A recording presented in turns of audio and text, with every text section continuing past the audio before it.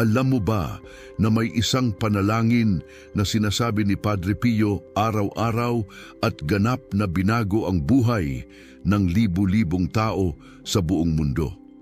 Isang panalangin na napakalakas na itinago niya bilang isang espiritual na kayamanan, ibinabahagi lamang sa mga tunay na naghahanap ng malalim na pagbabago sa kanilang buhay. At ang pinakakamanghang-mangha ay maaaring magsimulang baguhin ng panalangin ito ang iyong buhay ngayon sa eksaktong sandaling ito na nanonood ka ng video na ito.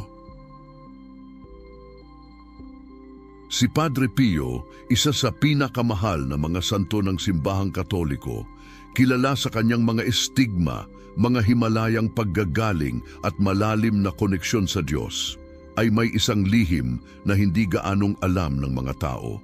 Sa malamig na madaling araw sa kumbento, habang ang lahat ay natutulog pa, bumabangon siya at sinasabi ang partikular na panalangin ito na ibabahagi ko sa iyo. Sinasabi ng mga saksi na habang nananalangin, ang kanyang mukha ay nagniningning ng isang supernatural na liwanag at maraming may sakit, desperado o naliligaw ang nakahanap ng solusyon sa kanilang mga problema sa pamamagitan ng espiritual na pagsasanay na ito. Ngunit ano ang panalangin ito? Bakit ito napakalakas? At bakit parang gumagana ito sa loob lamang ng isang gabi? Manatili sa akin hanggang sa dulo ng video na ito dahil ihahayag ko hindi lamang ang eksaktong mga salita ng panalangin ito, kundi pati na rin ang tamang oras para ipanalangin ito at ang lihim na itinuro ni Padre Pio tungkol sa kung paano palakasin ang kapangyarihan ng ating mga panalangin. Ngayon sabihin mo sa akin, naramdaman mo na ba na naligaw ka na sa buhay na tila wala ng labasan? Nagkaroon ka na ba ng sandaling tumingin ka sa langit at humingi ng isang senyales, isang sagot, kahit ano na magpapakita na nakikinig pa rin sa iyo ang Diyos? Kung dumadaan ka dito ngayon o kilala mo ang isang tao na humaharap sa may hirap na sandali, isulat dito sa comments ang salitang Amen dahil ang mensaheng ito ay espesyal para sa iyo. Alam na alam ni Padre Pio kung ano ang nararamdaman mo dahil siya mismo ay dumaan sa kakilakilabot na pagsubok sa kanyang buhay. Nagdusa siya sa hindi mapakali na sakit mula sa mga estigma. Hindi siya naintindihan ng mismong simbahan sa ilang pagkakataon. Humarap siya sa mga pagdududa at pag-uusig, ngunit mayroon siyang isang lihim na sandata na nagpanatili sa kanya ng matatag at konektado sa banal na kapangyarihan. Ang sandata na ito ay ang panalangin ito na ihahayag ko sa iyo mamaya. Ngunit una kailangan kong ipaliwanag sa iyo kung bakit ito gumagana sa napakakagulat na paraan. Ang katotohanan ay hindi basta-basta nananalangin si Padre Pio, mayroon siyang partikular na pamamaraan, isang espesyal na oras ng araw at isang disposisyon ng puso na gumagawa ng malaking pagkakaiba. Maraming tao ang nananalangin, ngunit kakaunti ang tunay na nakaaalam kung paano manalangin sa paraang hahawak sa puso ng Diyos at magbubukas ng mga pintuan ng langit upang bumaba ang mga pagpapala sa iyong buhay. Kung hindi ka pa nag-subscribe sa channel, i-click mo ngayon ang button ng subscription at i-activate ang bell.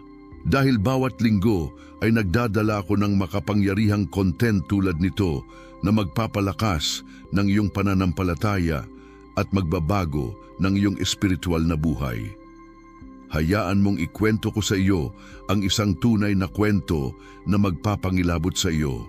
Noong taong 1962, may isang babaeng nagngangalang Maria na tinakwil na ng mga doktor. Mayroon siyang terminal cancer na mabilis na kumalat sa kanyang katawan. Binigyan lamang siya ng ilang linggo na buhay ng mga doktor.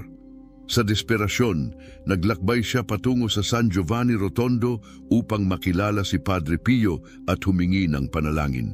Nang sa wakas ay nakausap niya siya, hinawakan ni Padre Pio ang kanyang mga kamay, tiningnan ng malalim sa kanyang mga mata at sinabi na dapat niyang ipanalangin ang isang partikular na panalangin araw-araw sa madaling araw na may di matitinag na pananampalataya at ganap na tiwala sa banal na awa. Sinunod ni Maria ng eksakto ang sinabi ni Padre Pio. Araw-araw, bago sumikat ang araw, lumuhod siya at ipinanalangin ang panalangin iyon na may mga luha sa kanyang mga mata at puso na puno ng pag-asa. Ang nangyari pagkatapos ay itinuturing na himala ng mismong komunidad ng medikal. Sa loob lamang ng 3 linggo, ipinakita ng mga pagsusuri na ang tumor ay lumiliit. Sa loob ng 2 buwan, ganap na nawala. Nabuhay si Maria ng 35 taon pa pagkatapos ng terminal diagnosis na iyon. At hanggang ngayon ay iniuugnay ng kanyang pamilya ang himalang ito sa panalangin na itinuro ni Padre Pio. Ngunit hindi ito ang tanging pagkakataon na binago ng panalangin ito ang isang buhay.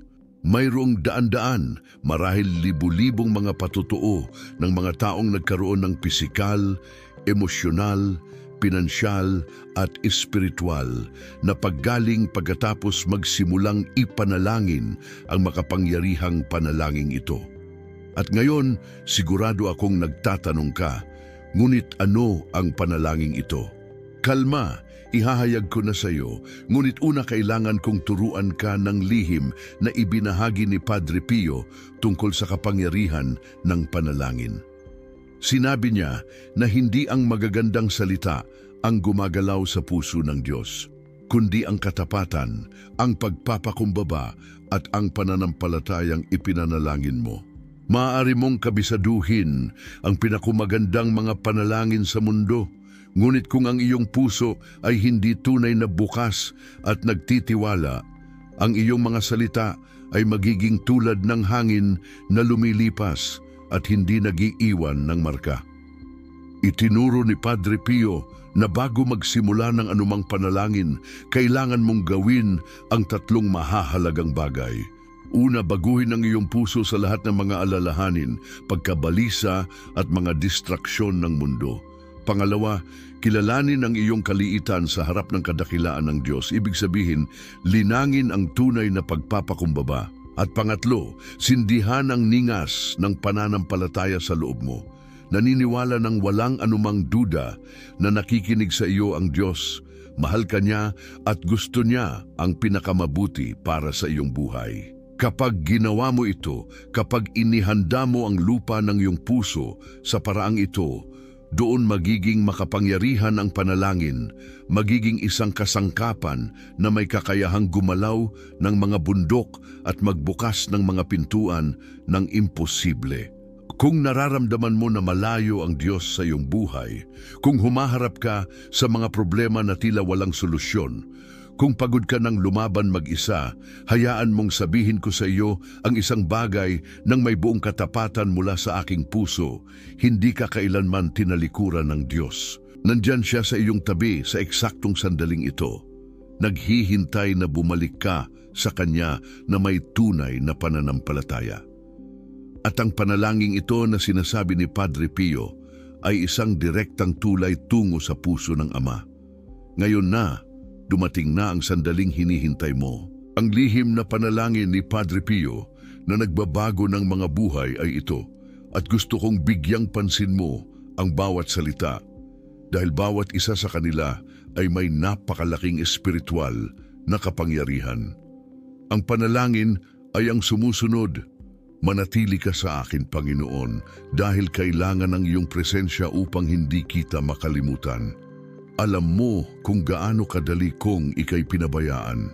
Manatili ka sa akin, Panginoon, dahil ako ay mahina at kailangan ko ng iyong lakas upang hindi mahulog ng paulit-ulit. Manatili ka sa akin, Panginoon, dahil ikaw ay aking buhay, at kung wala ka ay nawawala ang aking sigasig. Manatili ka sa akin, Panginoon, dahil ikaw ay aking liwanag, at kung wala ka ay nangingibabaw ang kadiliman. Manatili ka sa akin, Panginoon, upang ipakita mo sa akin ang iyong kalooban. Manatili ka sa akin, Panginoon, upang marinig ko ang iyong tinig at sundin ka. Manatili ka sa akin, Panginoon, dahil nais kitang mahalin ng labis at laging manatili sa iyong samahan. Manatili ka sa akin, Panginoon, kung nais mo na ako'y maging tapat sa iyo. Manatili ka sa akin, Panginoon. Dahil gaano man kahirap ang aking kaluluwa, nais kong ito'y maging isang lugar ng kaaliwan para sa iyo, isang pugad ng pag-ibig. Manatili ka sa akin, Jesus, dahil gumigabi na at lumululubog na ang araw, lumilipas ang buhay, papalapit ang kamatayan. Ang lahat ay nagtatapos, ang lahat ay nawawala, ang lahat ay nauubos. Manatili ka sa akin, Jesus, dahil sa gabi ng buhay na may mga panganib kailangan kita. Gawin mo na kita'y makilala gaya ng pagkilala sa iyo ng iyong mga alagad sa pagbabati ng tinapay upang ang komunyon eukaristiko ay maging liwanag na nagpapawi ng kadiliman, ang lakas na sumusuporta sa akin, ang nag-iisang kagalakan ng aking puso. Manatili ka sa akin, Panginoon, dahil sa oras ng aking kamatayan ay nais kong manatiling nagkakaisa sa iyo, kung hindi man sa pamamagitan ng komunyon, man lamang sa pamamagitan ng biyaya at pag-ibig. Manatili ka sa akin, Jesus. Hindi ko hinihiling ang banal na kaaliwan dahil hindi ko ito karapat-dapat, ngunit hinihiling ko lamang ang kaloob ng iyong presensya. Oo, hinihingi ko ito. Manatili ka sa akin, Panginoon, dahil ikaw lamang ang hinahanap ko, ang iyong pag-ibig, ang iyong biyaya, ang iyong kalooban, ang iyong puso, ang iyong espiritu, dahil mahal kita at hindi ko hinihiling ang ibang gantimpala, kundi mahalin ka ng higit pa ng may malakas at praktikal na pag-ibig. Bigyan mo ako ng biyaya na mahalin ka ng buong puso ko habang ako'y nandito pa sa lupa, upang ipagpatuloy kung mahalin ka ng perpekto sa buong kawalang hanggan. Mahal na Jesus. Amen. Ito ang kumpletong panalangin na sinasabi ni Padre Pio araw-araw, lalo na sa unang oras ng umaga kapag ang mundo ay tahimik pa at maaari siyang kumonekta ng malalim sa Diyos. Ngayon gusto kong bigyan ka ng napakahalagang gabay tungkol sa kung paano ipanalangin ang panalangin ito upang magkaroon ito ng pinakamataas na epekto sa iyong buhay. Inirerekomenda ni Padre Pio na ang panalangin ito ay dapat ipanalangin ng nakaluhod, kung maaari sa isang tahimik na lugar kung saan ka lubos na makakapag-concentrate. Ang pinakamahusay na oras ay kaagad pagkagising, bago hawakan ng cellphone, bago mag-alala sa mga problema ng araw, kapag ang iyong isipan ay malinis pa at ang iyong puso ay mas bukas pa. Itinuro din niya na dapat mong ipanalangin ng dahan-dahan, nguyain ang bawat salita, hayaang tumagos ng malalim sa iyong puso ang bawat parirala. Huwag magmadali, huwag manalangin ng mekanikal na parang tumutupad lang ng obligasyon. Manalangin gamit ang kaluluwa na may tunay na emosyon, isipin na tunay na nakikipag-usap ka kay Jesus ng harapan.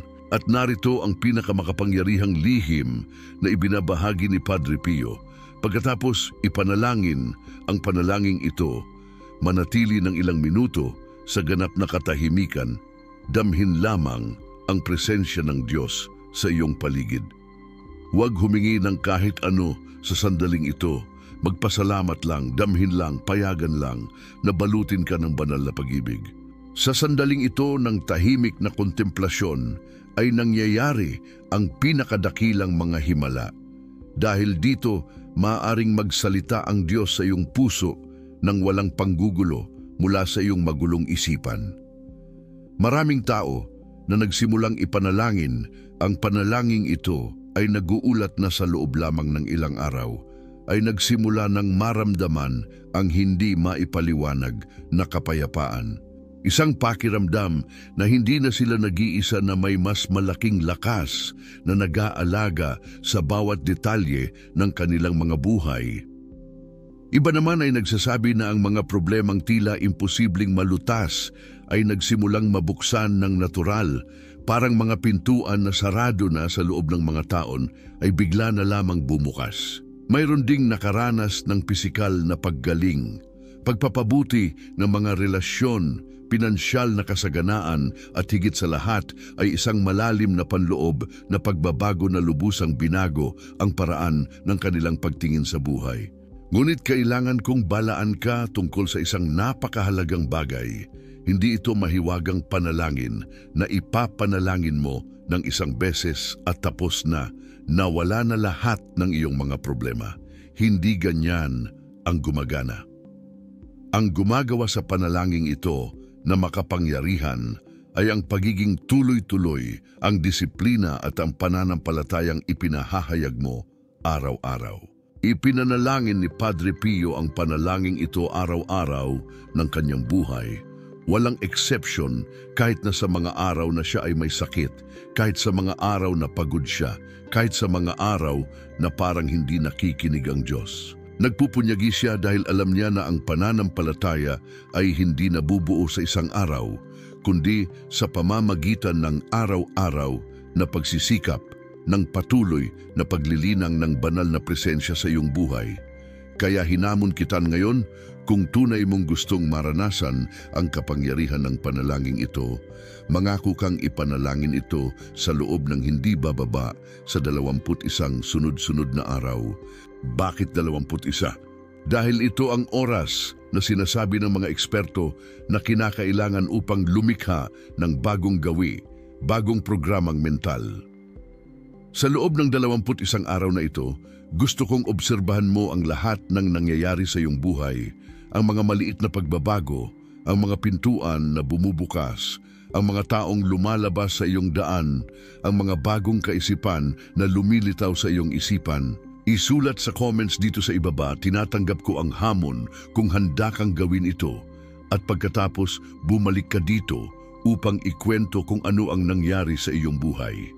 Garantisado ko sa iyo na kung gagawin mo ito na may tunay na pananampalataya, hindi ka magiging parehong tao sa katapusan ng 21 araw na iyon. At tignan mo, kailangan kong ikwento sa iyo ang isa pang bagay na magpapakemosyon sa iyo.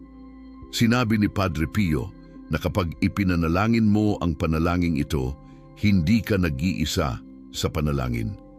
Naniniwala siya na ang mga anghel ay sumasama sa iyo, na ang mga santo sa langit ay namamagitan kasama mo, at ang mismong Birhen Maria ay naghaharap ng iyong panalangin direkta sa puso ni Jesus. Kaya kahit na maramdaman mong mahina ka, kahit na isipin mong maliit ang iyong pananampalataya, alamin na mayroon kang buong langit na pabor sa iyo. Ang buong celestial na korte ay gumagawa upang masagot ang iyong mga panalangin.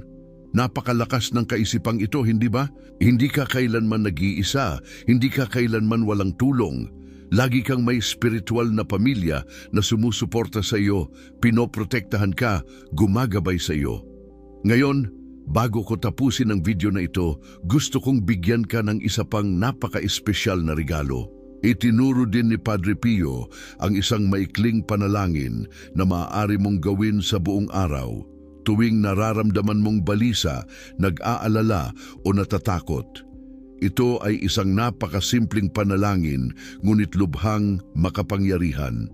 Tuwing maramdaman mong kailangan mo ng agarang tulong, sabihin lamang na may pananampalataya, Jesus, nagtitiwala ako sa inyo. Ulitin ito ng 3 beses, dahan-dahan huminga ng malalim sa pagitan ng bawat pag-uulit. Jesus, nagtitiwala ako sa inyo. Jesus, nagtitiwala ako sa inyo. Jesus, nagtitiwala ako sa inyo.